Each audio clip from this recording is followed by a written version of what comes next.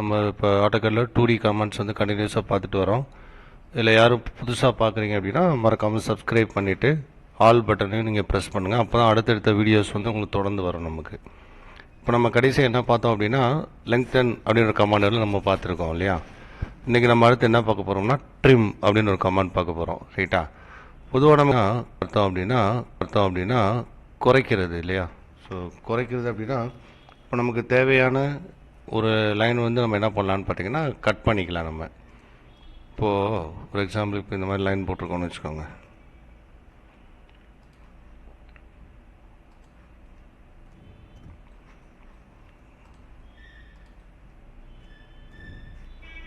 இப்போ இந்த மாதிரி லைன்ஸ் வந்து நம்ம என்ன பண்ணியிருக்கோம்னா க்ரியேட் பண்ணியிருக்கோம்.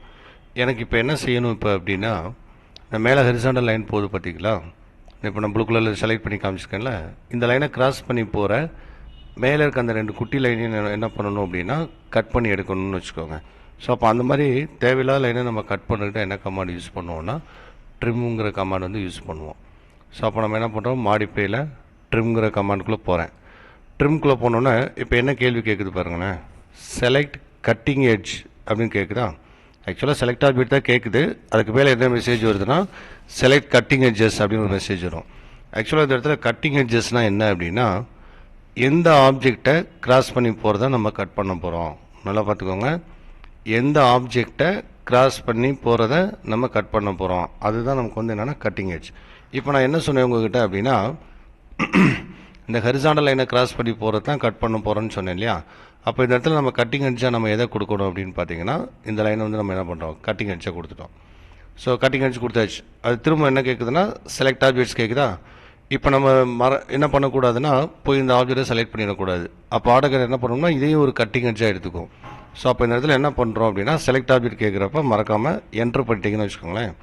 இப்போ என்ன கேட்க பாருங்கள், செலக்ட் ஆப்ஜெக்ட் டு ட்ரிம் கேட்குதா. இப்போ தான் நம்ம என்ன செய்யணும்னா எந்த ஆப்ஜெக்டை வேணுமோ நம்ம என்ன செய்யலாம், ட்ரிம் பண்ணலாம். இப்போ நமக்கு மேலே வேணாலும் மேலே கட் பண்ணிக்கலாம், கீழே வேணான்னா கீழே கட் பண்ணலாம். இப்போ நான் மேலே கட் பண்ணுறேன்னு வச்சுக்கோங்க, அப்போ மேலே கட் பண்ணிடும். ஸோ அதேமாதிரி திரும்ப செலக்ட் ஆப்ஜெக்ட் கேட்குறப்ப இப்போ இந்த லைனும் வேண்டாம்னா இந்த லைனையும் நம்ம என்ன செய்யலாம், கட் பண்ணிட்டு போயிடலாம். ஸோ இந்த மாதிரி என்ன பண்ணிட்டு போயிடலாம்னா ட்ரிம் பண்ணிட்டு போயிடலாம். இதுதான் ட்ரிம் கமாண்டு. இந்த ட்ரிம் கமாண்டோட ஷார்ட்கட் வந்து பார்த்திங்கன்னா டிஆர் கொடுத்தோம்னா என்ன எடுத்துக்கணும், ட்ரிம் எடுத்துக்கும். சரி, இப்போ இதே ட்ரிம் கமாண்ட் போயிருக்கேன்.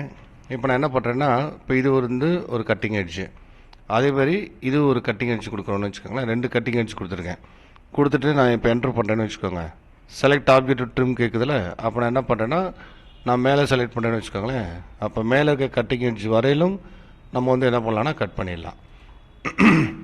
இப்போ திரும்ப செலக்ட் ஆப்ஜெக்ட் ட்ரிம் கேட்குறப்ப இந்த இடத்துல நம்ம கட் பண்ணலாம்னா தாராளமாக கட் பண்ணிக்கலாம். இந்த லைன் வேணால் இதையும் கட் பண்ணலாம், பின்னாடி வேணால் இதையும் கட் பண்ணலாம். ஏன்னா இந்த இடத்துல நம்ம என்ன பண்ணியிருக்கோம்னு பார்த்தீங்கன்னா இங்கே ஒரு கட்டிங் எட்ஜ் கொடுத்துருக்கோமா. அப்போ இந்த கட்டிங் எட்ஜை தாண்டி போகிற இந்த லைனாலும் கட் பண்ணலாம், கீழே இருக்க லைனால் நம்ம என்ன செஞ்சுக்கலாம், கட் பண்ணிக்கலாம்.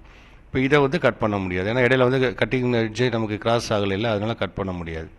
அதேமாதிரி இது வந்து பார்த்திங்கன்னா சப்போஸ் எனக்கு இந்த 2 கட்டிங் எட்ஜ் நடுவில் மட்டும் வேணும், அதை மட்டும் நம்ம என்ன செஞ்சுட்டு போயிடலாம், கட் பண்ணிட்டு போயிடலாம். ஸோ இந்த மாதிரி தேவையில்லாத லைன்லாம் நம்ம என்ன பண்ணிட்டு போயிடலாம், கட் பண்ணிட்டு போயிடலாம்.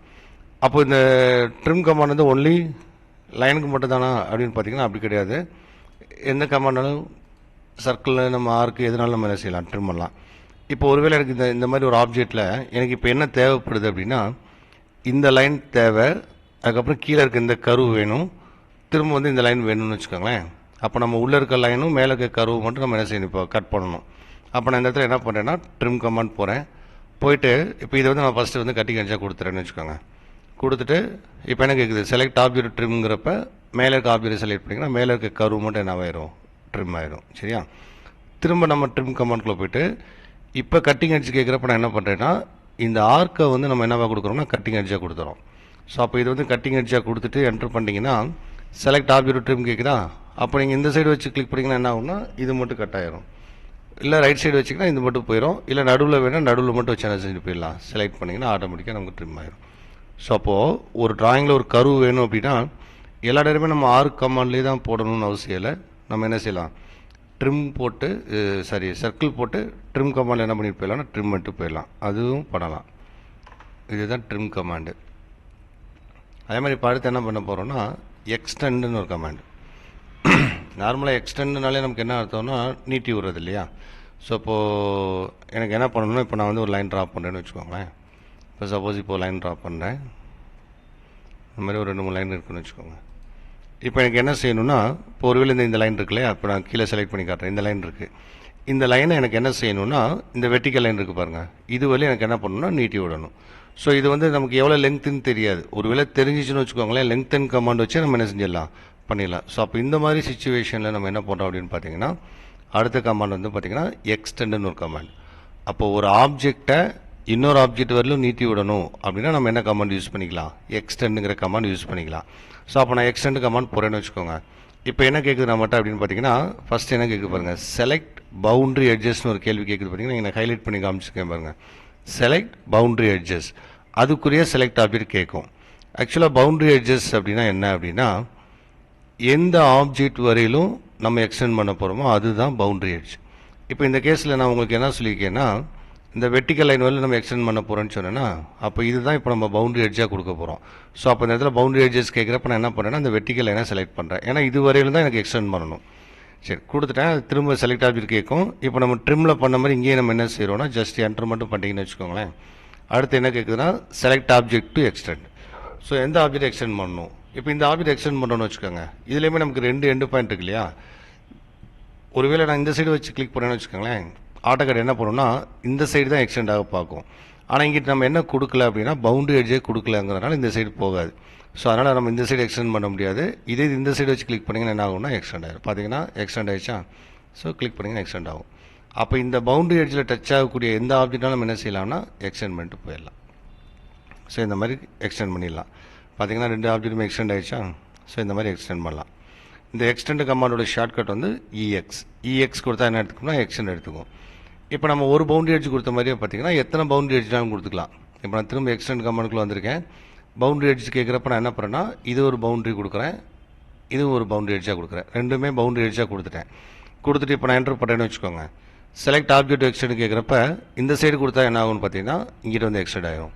அதேமாதிரி இந்த சைடு நம்ம செலக்ட் பண்ணணும்னு வச்சுக்கோங்க, அப்போ என்ன ஆகும்னா மேலே எக்ஸ்டெண்ட் ஆகும். ஸோ அப்போ எந்த டைரெக்ஷன்லனாலும் நம்ம என்ன பண்ணிக்கலாம்னா எக்ஸ்டெண்ட் பண்ணிக்கலாம். ஸோ இந்த மாதிரி எக்ஸ்டெண்ட் பண்ணலாம். அப்போ இதுவுமே லைன் கமாண்டுக்கு மட்டும்தானா அப்படின்னு பார்த்தீங்கன்னா அப்படி கிடையாது. எந்த கமாண்ட்னாலும் நம்ம என்ன செய்யலாம் எக்ஸ்டெண்ட் பண்ணலாம். அதாவது எண்டு பாயிண்ட் இருக்கிற எந்த ஆப்ஜெக்ட்னாலும் எக்ஸ்டெண்ட் பண்ணலாம். இப்போது சப்போஸ் இப்போ இந்த மாதிரி ஒரு ஆர்க் போட்டிருக்கோம்னு வச்சுக்கோங்க. எனக்கு இப்போ என்ன பண்ணணும்னா இந்த ஆர்க்கை வந்து இந்த லைன் வரையில் என்ன பண்ணணும்னா டச் பண்ணுற மாதிரி தேவைப்படுதுன்னு வச்சுக்கோங்களேன். அப்போ எக்ஸ்டெண்டில் போய் ஈஸியாக பண்ணிடலாம். எக்ஸ்டெண்டு கொடுக்குறேன். திரும்ப இஎக்ஸ் தான் ஷார்ட்கட்டு. பவுண்டரி எட்ஜஸ் கேட்குறப்ப நான் என்ன பண்ணுறேன்னா இந்த லைனை வந்து பவுண்டரி எட்ஜாக கொடுக்குறேன். ஏன்னா இது உள்ள தான் நம்ம எக்ஸ்டெண்ட் பண்ண போகிறோம். ஸோ அப்போ நான் பவுண்டரி எட்ஜஸ் கொடுத்துட்டு என்ட்ரு பண்ணிடுறேன்னு வச்சுக்கோங்க. இப்போ செலக்ட் ஆப்ஜெக்ட் எக்ஸ்டெண்ட் கேட்குதா. இப்போ நான் என்ன பண்ணுறேன்னா மேலே செலக்ட் பண்ணோம்னா என்ன ஆகும்னா மேலே வந்து இந்த சைடு வந்துடும். அதேமாதிரி இந்த எண்டில் நம்ம கிளிக் பண்ணோம் அப்படின்னா இந்த சைடு நமக்கு எக்ஸ்டெண்ட் ஆகிடும். ஸோ இந்த மாதிரி எக்ஸ்டெண்ட் பண்ணிக்கலாம். இதுதான் என்னென்னா எக்ஸ்டெண்டுங்கிற கமாண்ட். ஸோ அப்போது ட்ரிம்மு எக்ஸ்டெண்டு எப்படி வேணாலும் நம்ம என்ன செஞ்சுக்கலாம், நம்ம க்ரியேட் பண்ணிக்கலாம். அதேமாதிரி பார்த்திங்கன்னா இப்போ அடுத்து என்ன பார்க்க போகிறோம்னா பிரேக் அப்படின்னு ஒரு கமாண்ட். இப்போது சாதாரணமாக எனக்கு என்னென்னா இப்போ இந்த மாதிரி ஒரு 2 லைன் இருக்குன்னு வச்சுக்கோங்க. சும்மா ஒரு 2 லைன் நம்ம சாம்பிளுக்கு போட்டிருக்கேன் நான். இதில் வந்து பார்த்திங்கன்னா எனக்கு இப்போ என்ன பண்ணணும், இப்போ இந்த லைன் இருக்குன்னு வச்சுக்கோங்க, மேலே இருக்க லைன் இருக்கு இல்லையா. இதில் இப்போ இந்த இடத்துல இருந்து இது வரல நான் என்ன பண்ணணும்னா கட் பண்ணணும். ஸோ அப்போ ஒரு லைனில் ஒரு பர்டிகுலர் போர்ஷன் வந்து நம்ம என்ன செய்யணும் அப்படின்னா கட் பண்ணி எடுக்கணும்னு வச்சுக்கோங்க. இதுலேருந்து இது வரல என்ன பண்ணணும், இப்போ கட் பண்ணணும். ஸோ அப்போ அந்த மாதிரி பண்ணுறதுக்காக என்ன கமாண்ட் யூஸ் பண்ணுறோம்னா பிரேக்னு ஒரு கமாண்ட். ஸோ அப்போ நம்ம பிரேக் கமாண்ட் போகிறோம்னு வச்சுக்கோங்களேன். போனோம்னா ஃபஸ்ட்டு என்ன கேட்குது பார்த்தீங்களா, செலக்ட் ஆப்ஜெக்ட் கேட்குதா. இந்த இடத்துல நான் என்ன பண்ணுறேன்னா எந்த ஆப்ஜெக்டை பிரேக் பண்ண போகிறோமோ இந்த ஆப்ஜெக்டை செலக்ட் பண்ணுறேன். செலக்ட் பண்ணோன்னு பார்த்தீங்கன்னா பொதுவாக வந்து பார்த்தீங்கன்னு வச்சுக்கோங்களேன், இப்போ ஒரு 2 பாயிண்டில் நம்ம பிரேக் பண்ணோம்னா ஃபஸ்ட் பாயிண்ட் செகண்ட் பாயிண்ட் கேட்கணும் இல்லையா. ஆனால் இந்த கமாண்டில் டைரெக்டாகவே என்ன கேள்வி கேட்குதுன்னா செகண்ட் பிரேக் பாயிண்ட் தான் கேட்கும். ஏன் அப்படின்னா இப்போ நம்ம செலக்ட் ஆப்ஜெக்ட் கேட்குறப்ப இங்கே நான் கிளிக் பண்ணேன் பார்த்தீங்களா, அந்த பாயிண்ட்டை வச்சு ஆப்ஜெக்டையும் செலக்ட் பண்ணிக்கும், இதே பாயிண்ட்டை ஃபஸ்ட் பாயிண்ட்டாக எடுத்துக்கும். அதனால தான் நம்மகிட்ட ஃபஸ்ட் பாயிண்ட் கேட்காது. ஸோ அதனால் டைரெக்டாக செகண்ட் பிரேக் பாயிண்ட் கேட்கும். நம்ம எது வேலும் பிரேக் பண்ணணுமோ இங்கே வச்சு என்ன பண்ணிட்டு போயிடலாம், கிளிக் பண்ணிங்கன்னா ஆட்டோமேட்டிக்காக பிரேக் ஆகிடும். புரியுதா. இந்த பிரேக் கமாண்டோட ஷார்ட்கட் வந்து பிஆர் கொடுத்தோம்னா என்ன எடுத்துக்கோம்னா பிரேக் எடுத்துக்கும். இதே நம்ம டிஸ்டன்ஸ் கொடுத்தும் பிரேக் பண்ணலாம். எப்படின்னு பார்த்தீங்கன்னா இப்போ நான் இந்த ஆப்ஜெக்ட் எடுக்கிறேன்னு வச்சுக்கோங்களேன். இப்போ எனக்கு இங்கேருந்து ஒரு 70 mm பிரேக் பண்ணணும்னு வச்சுக்கோங்க. அப்போ இந்த செகண்ட் பிரேக் பாயிண்ட் கேட்குறப்ப நம்ம என்ன செய்யறோம்னா எப்பயும் போல் at 70 mm less than at 70 mm less than 0 degree கொடுத்துட்டிங்கன்னா ஆட்டோமேட்டிக்காக என்ன பண்ணுவோம். இப்போ வந்து பார்த்திங்கன்னா இந்த கேப் வந்து எவ்வளோ இருக்கும்னா 70 mm இருக்கும். இந்த மாதிரி டிஸ்டன்ஸ் கொடுத்தும் கட் பண்ணிக்கலாம். இப்போ இதே பிரேக் கமாண்ட் போகிறோம்னு வச்சுக்கோங்க. இப்போ நான் வந்து செலக்ட் ஆப்ஜெக்ட் வந்து செலக்ட் பண்ணிட்டேன். ஆக்சுவலாக எனக்கு வந்து இங்கேருந்து இதுவரை கட் பண்ணணும்னு வச்சுக்கோங்களேன். அப்போது நம்மளாம் இண்டிவிஜுவலாக என்ன கொடுக்கலான்னு பார்த்தீங்கன்னா ஃபஸ்ட் பாயிண்ட் செகண்ட் பாயிண்ட் கொடுத்துக்கலாம். அதுக்கு தான் இங்கே ஆப்ஷனில் பார்த்தீங்கன்னா என்ன கொடுத்துருக்காங்கன்னா ஃபஸ்ட்டு பாயிண்ட் கொடுத்துருக்காங்க பார்த்தீங்களா. ஸோ நான் என்ன கொடுக்குறேன்னா ஃபஸ்ட் பாயிண்ட் கொடுக்குறேன். அது உடனே இப்போ என்ன கேட்குன்னா ஸ்பெசிஃபை ஃபஸ்ட் பாயிண்ட். அப்போ நம்ம எந்த இடத்துல ஃபஸ்ட் பாயிண்ட் வேணும்னு நினைக்கிறப்போ அங்கே கிளிக் பண்ணிக்கலாம். அதேமாதிரி இந்த பிரேக் கமாண்டில் பார்த்தீங்கன்னா ஃபஸ்ட் பாயிண்ட் கேட்குறப்ப கரெக்டாக ஆப்ஜெக்ட் மேலே கொடுக்கணுன்ற அவசியம் இல்லை. நான் இப்போ இந்த இடத்துல தரேன்னு வச்சுங்க. இப்போ இது வந்து ஃபஸ்ட் பாயிண்ட் கொடுக்குறேன். இதுக்கு நேரம் நம்ம எந்த இடத்துல வேணுமோ செகண்ட் பாயிண்ட் கொடுத்தீங்கன்னா கரெக்டாக அதுக்கு நேரம் இருக்கிறது வந்து ஆட்டோமேட்டிக்காக என்ன ஆயிரும்னா பிரேக் ஆயிரும். ஸோ இந்த மாதிரி பிரேக் பண்ணிட்டு போயிடலாம். அதே மாதிரி பார்த்தீங்கன்னா லைன் மட்டும் இல்லை, எந்த ஆப்ஜெக்டாலும் பிரேக் பண்ணலாம். இப்போ சப்போஸ் இப்போ இருக்குன்னு வச்சுக்கோங்களேன். இப்போ இந்த சர்க்கிளில் பிரேக் பண்ணணும்னு வச்சுக்கோங்க. அப்போ என்ன பண்ணுறோம்னா நான் பிரேக் கமாண்ட் கொடுக்குறேன். இப்போ எனக்கு எதுலேருந்து பிரேக் ஆகணும்னா இப்போ இந்த பாயிண்ட்லேருந்து இந்த இது வெளியே பிரேக் ஆகணும்னு வச்சுக்கோங்களேன். இது வெளியே இப்போ நான் கிளிக் பண்ணேன் அப்படின்னா இப்போ AutoCAD என்ன பண்ணியிருக்கு பார்த்தீங்களா, நான் எந்த இடத்துல பிரேக் பண்ணணும்னு சொன்னேனோ அங்கே மட்டும் சர்க்கிளை விட்டுட்டு மீதி இருக்கிற ஏரியா ஃபுல்லாக என்ன ஆயிடுச்சு, இப்போது பிரேக் ஆகிடுச்சா. ஏன் அப்படின்னா நான் ஃபஸ்ட்டு கிளாஸில் என்ன சொன்னேன் அப்படின்னா AutoCAD ஃபுல்லாகவே பார்த்தீங்கன்னா ஆன்டி கிளாக் விசில் எடுத்துக்குன்னு சொல்லியிருக்கிறேன் டைரெக்ஷன். ஸோ அப்போது இந்த பாயிண்ட்டை தான் ஃபஸ்ட் பாயிண்ட்டாக எடுத்துக்கும். இதை ஃபஸ்ட் பாயிண்ட்டாக எடுத்துகிட்டு இங்கேருந்து ஆன்டி கிளாக் வைஸ் டைரெக்ஷனில் அப்படியே இதில் ஃபுல்லாகவே வந்து நமக்கு என்ன பண்ணிடும்னா கட் பண்ணிடும். ஸோ அப்போ இந்த சர்க்கிளை நம்ம பிரேக் பண்ணுறப்ப கொஞ்சம் கேர்ஃபுல்லாக கட் பண்ணணும். எப்படின்னா இதே பிரேக் கமாண்ட் கொடுக்குறோம். நம்ம பாயிண்ட் கொடுக்குறப்ப எப்படி தரணும்னா ஆன்டி கிளாக் வைஸ் டைரெக்ஷனில் கொடுக்கணும். அப்போ இதை வந்து ஃபஸ்ட் பாயிண்ட்டாக கொடுக்குறோம். அதே மாதிரி பார்த்தீங்கன்னா இதை வந்து என்ன பண்ணுறோம் செகண்ட் பாயிண்ட்டாக கொடுத்தீங்கன்னா இப்போ வந்து கரெக்டாக வந்து கட் பண்ணிடும். ஸோ அந்த பிரேக்கில் சர்க்கிளை பிரேக் பண்ணுறப்ப இதை மறக்காமல் வந்து நம்ம என்ன பண்ணணும்னா பண்ணிடணும் நமக்கு. சரி, இப்போது இந்த மாதிரி ஒரு லைன் இருக்குது. இப்போ இதை வந்து நான் பிரேக் பண்ணிடுறேன். ஆக்சுவலாக நான் பிரேக் பண்ணியிருக்கேன், ஆனால் தனித்தனியாக 2 இண்டிவிஜுவல் லைன் வரைஞ்சிருக்கோன்னு வச்சுக்கோங்களேன். எனக்கு இப்போ என்ன பண்ணணும்னா இந்த கேப் இடையில வருது பார்த்தீங்களா, இந்த கேப்பை ஃபில் பண்ணி ஒரு லைன் வந்து ட்ராப் பண்ணணும். இப்போ நம்மளால் கரெக்டாக இந்த எண்டு டு இந்த எண்டு வந்து வரைய முடியாது, அது ஒரு பிரச்சனை வரும். அதுக்கு பின்னாடி கமெண்ட்ஸ் கொடுத்துருப்பாங்க. ஆனால் இப்போதைக்கு இதுவரை நம்ம பார்த்த கமெண்ட்ஸை வச்சு கரெக்டாக இந்த எண்டு டு எண்டு வந்து நம்ம என்ன பண்ண முடியாது, வரைய முடியாது. ஒருவேளை அப்படியே வரைஞ்சிருந்தாலுமே பார்த்தீங்கன்னா இது வந்து எப்படி இருக்குன்னு பார்த்தீங்கன்னா 3 ஆப்ஜெக்டாக இருக்கும். இது தனியாக இருக்கும், இது தனியாக இருக்கும், அடுத்தது வந்து எப்படி இருக்கும், தனியாக இருக்கும், இந்த மாதிரி இருக்கும். ஸோ அப்படி இல்லாமல் எனக்கு வந்து இப்போ என்ன பண்ணணும்னு பார்த்தீங்கன்னா எல்லாமே சேர்ந்து ஒரே ஆப்ஜெக்டாக இருக்கணும்னு வச்சுக்கோங்களேன். ஸோ அப்போ இதுக்கு வந்து என்ன கமாண்ட் கொடுத்துருப்பாங்கன்னு பார்த்தீங்கன்னா மாடிஃபைல இந்த இடத்துல இப்போ அடுத்து என்ன பார்க்குறோம்னா ஜாயின் ஒரு கமாண்ட். ஸோ இதில் பார்த்துக்கோங்க, முதல்ல பிரேக் பார்த்தோம், இப்போ வந்து என்ன பார்க்குறோம்னா ஜாயின் கமாண்ட். ஸோ அப்போ நீங்கள் ஜாயின் கிளிக் பண்ணோன்னு பார்த்தீங்கன்னு வச்சுக்கோங்க. இப்போ என்ன கேட்குது நம்மகிட்ட செலக்ட் சோர்ஸ் ஆப்ஜெக்ட். இந்த சோர்ஸ் ஆப்ஜெக்ட் கேட்குறப்ப நம்ம என்ன செய்கிறோம்னா இந்த ரெண்டில் ஏதாவது ஒரு ஆப்ஜெக்ட் வந்து நம்ம என்னவா கொடுத்துக்கலாம், சோர்ஸ் ஆப்ஜெக்டாக கொடுத்துக்கலாம். இப்போ நான் வந்து இதை சோர்ஸ் ஆப்ஜெக்டாக கிளிக் பண்ணுறேன்னு வச்சுக்கோங்க. கிளிக் பண்ணோன்னு இப்போ என்ன கேட்குது நம்மகிட்ட செலக்ட் ஆப்ஜெக்ட்ஸ் டு ஜாயின். இந்த சோர்ஸ் கூட எந்த ஆப்ஜெக்டை ஜாயின் பண்ணுமோ அதை நம்ம என்ன பண்ணுறோம், இப்போ கிளிக் பண்ணிடுறோம். இப்போ நான் இதை வந்து கிளிக் பண்ணிடுறேன்னு வச்சுக்கோங்களேன். அது திரும்ப செலக்ட் ஆப்ஜெக்ட் கேட்டுகிட்டே இருக்கும். நம்ம போதுன்னா ஜஸ்ட் என்ன பண்ண போதும், என்ட்ரு மட்டும் பண்ணிட்டீங்கன்னா இப்போ இது வந்து ஜாயின் ஆகிடும். இப்போ நீங்கள் செலக்ட் பண்ணி பார்த்தீங்கன்னு வச்சுக்கோங்களேன், எப்படி இருக்குன்னா ஒரே ஆப்ஜெக்டாக இருக்கும் நமக்கு. ஸோ இந்த மாதிரி 2 ஆப்ஜெக்ட் வந்து நம்ம என்ன பண்ணலாம்னா ஜாயின் பண்ணிக்கலாம். சப்போஸ் இப்போது எனக்கு இப்போ எப்படி இருக்குன்னா இப்போ நான் வந்து ஒரு இன்க்ளைனாக ஒரு லைன் போகிறேன்னு வச்சுக்கோங்க, ரைட்டா. இப்போ நான் போட்டிருக்கேன் பார்த்தீங்களா, அதாவது இந்த ஆப்ஜெக்ட் இந்த லைனையும் இப்போ நான் என்ன பண்ணணும்னா ஜாயின் பண்ணணும், ரைட்டா. நல்லா பார்த்துக்கோங்க, இந்த லைனையும் இப்போ நான் என்ன பண்ணணும், ஜாயின் பண்ணணும். ஸோ அப்போ நம்ம வந்து ஜாயின் கமாண்டுக்குள்ளே போகிறோம். ஜாயின் கமாண்டோட ஷார்ட்கட் வந்து ஜே கொடுத்தோம்னா என்ன எடுத்துக்கும், ஜாயின் கமாண்ட் எடுத்துக்கும். சரி, இப்போ நான் என்ன பண்ணுறேன்னா இதையும் செலக்ட் பண்ணுறோன்னு வச்சுக்கோங்களேன். இப்போ இந்த 2 ஆப்ஜெக்ட் நமக்கு வந்து ஜாயிண்ட் ஆகுமா அப்படின்னா ஜாயிண்ட் ஆகலை. என்ன சொல்லுது நம்மகிட்ட 0 லைன்ஸ் ஜாயிண்ட்னு வருதா. ஸோ அப்போ இந்த ரெண்டுமே என்ன ஆகாது, நமக்கு ஜாயிண்ட் ஆகாது. ஏன் ஜாயிண்ட் ஆகலை அப்படின்னா இந்த ஜாயின் கமாண்டில் மட்டும் ஒரு கண்டிஷன் கொடுத்துருப்பாங்க. என்ன கண்டிஷன் அப்படின்னா ஜாயின் பண்ண போகிற ஆப்ஜெக்ட்ஸ் வந்து பார்த்திங்கன்னா கொலினியராக இருக்கணும்னு சொல்லியிருப்பாங்க. கொலினியர் அப்புறம் என்ன அர்த்தம்னா சேம் ஆக்சிஸில் ஒரே நேர்கோட்டில் இருந்துச்சுன்னா மட்டும்தான் நம்ம வந்து என்ன பண்ண முடியும்னா ஜாயின் பண்ண முடியும். ஒரு டிகிரி இந்த வேறு பக்கம் இருந்தால் கூட நம்ம என்ன பண்ண முடியாதுன்னா ஜாயின் பண்ண முடியாது. ஸோ அப்போ இந்த ஜாயின் கமாண்டில் வந்து இந்த கண்டிஷன் வந்து கரெக்டாக வந்து என்ன பண்ணணும்னா ஞாபகம் வச்சுக்கணும்.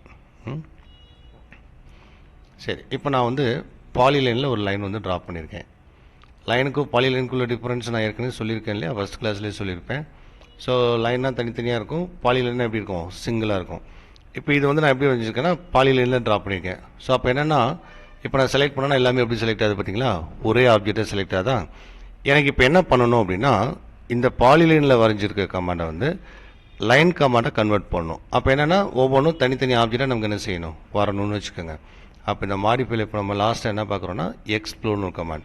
இந்த சாம்பர் பில்லட்லாம் அடுத்த கிளாஸில் பார்த்துக்கலாம். இப்போ நம்ம என்ன பார்க்குறோன்னா எக்ஸ்ப்ளோர்னு கமாண்ட். நான் எக்ஸ்ப்ளோர் கமாண்ட் கொடுக்குறேன்னு வச்சுக்கோங்க. இப்போ என்ன கேட்குது நம்மகிட்ட எக்ஸ்ப்ளோர் செலக்ட் ஆப்ஜெக்ட் கேட்குதா, எந்த ஆப்ஜெக்ட் எக்ஸ்ப்ளோர் பண்ண போகிறோமோ இது செலக்ட் பண்ணிடுறோம்னு வச்சுக்கோங்களேன். ஜஸ்ட் என்ட்ரு மட்டும் பண்ணிடலாம். இல்லை வேறு கொஸ்டினே கேட்காது, அவ்வளோதான். செலக்ட் ஆப்ஜெக்ட் மட்டும் தான் கேட்கும். ஆனால் இப்போ நீங்கள் செலக்ட் பண்ணி பார்த்தீங்கன்னா ஒவ்வொரு ஆப்ஜெக்ட் தனித்தனியாக செலக்ட் ஆகிடுச்சா. ஸோ இந்த மாதிரி சிங்கிள் ஆப்ஜெக்டாக இருக்கிறத வந்து தனித்தனியாக அந்த மாதிரி பிரிக்கிறதுக்கு தான் என்ன கமாண்ட்னா எக்ஸ்ப்ளோர் யூஸ் பண்ணுறோம். ஸோ அப்போ நம்ம பாலிகனில் ட்ராப் பண்ணுறோம், இல்லை ஒரு வேளை பாலிகனில் கூட ட்ராப் பண்ணுறோம். இப்போ நான் பாலிகன் போகிறேன், பாலிகன் போய்ட்டு இப்போ நம்பர் ஆஃப் சைடு வந்து ஒரு 6 தரேன்னு வச்சுக்கோங்க. 6 எட்ஜ் மெத்தட் போகிறோம். இப்போ ஏதாவது ஒரு மெத்தடில் வரைகிறோன்னா ஸோ பாலிகனில் நம்ம ட்ராப் பண்ணோன்னா இது எப்படி இருக்கும், நமக்கு இப்போது சிங்கிள் ஆப்ஜெக்டாக ஒரே ஆப்ஜெக்டாக தான் இருக்கும். ஒருவேளை இதை நான் தனித்தனியாக பிரிக்கணும்னா எக்ஸ்ப்ளோர் ஈஸியாக பண்ணிட்டு போயிடலாம். எக்ஸ்ப்ளோர் கமாண்டோட ஷார்ட்கட் வந்து எக்ஸ் கொடுத்தோம்னா ஆட்டோமேட்டிக்காக என்ன எடுத்துக்கும், எக்ஸ்ப்ளோர் கமாண்ட் எடுத்துக்கும். எந்த ஆப்ஜெக்ட் கேட்குதா, இப்போ நான் இந்த ஆப்ஜெக்ட் செலக்ட் பண்ணுறேன்னு வச்சுக்கோங்களேன், பண்ணிட்டேன். இப்போ எக்ஸ்ப்ளோர் ஆகிருக்கும். எப்படி பார்க்குறதுனா செலக்ட் பண்ணி பார்த்தீங்கன்னா தெரியும். பார்த்தீங்கன்னா ஒவ்வொரு ஆப்ஜெக்ட் எப்படி மாறிடும், நமக்கு தனித்தனி ஆப்ஜெக்டாக மாறிடும். அப்போ ஏதாவது ஒரு அக்கேஷனில் இந்த மாதிரி சிங்கிள் ஆப்ஜெக்டை தனித்தனியாக நம்ம மாற்றணும் அப்படின்னா நம்ம என்ன யூஸ் பண்ணிக்கலாம், எக்ஸ்ப்ளோர் கமாண்ட் யூஸ் பண்ணிக்கலாம். ஸோ நடத்துகிற இப்போ இந்த எல்லா கமாண்டையும் நீங்கள் ஒரு தடவை ஒர்க் பண்ணி பாருங்கள். ஏதாவது டவுட்ஸ் இருந்துச்சுன்னா கமெண்ட்டில் போட்டு விடுங்க, நான் உங்களுக்கு கிளியர் பண்ணி விட்றேன். தொடர்ந்து அடுத்தடுத்த வீடியோ பாருங்கள், ரொம்ப யூஸ்ஃபுல்லாக இருக்கும். தேங்க்யூ.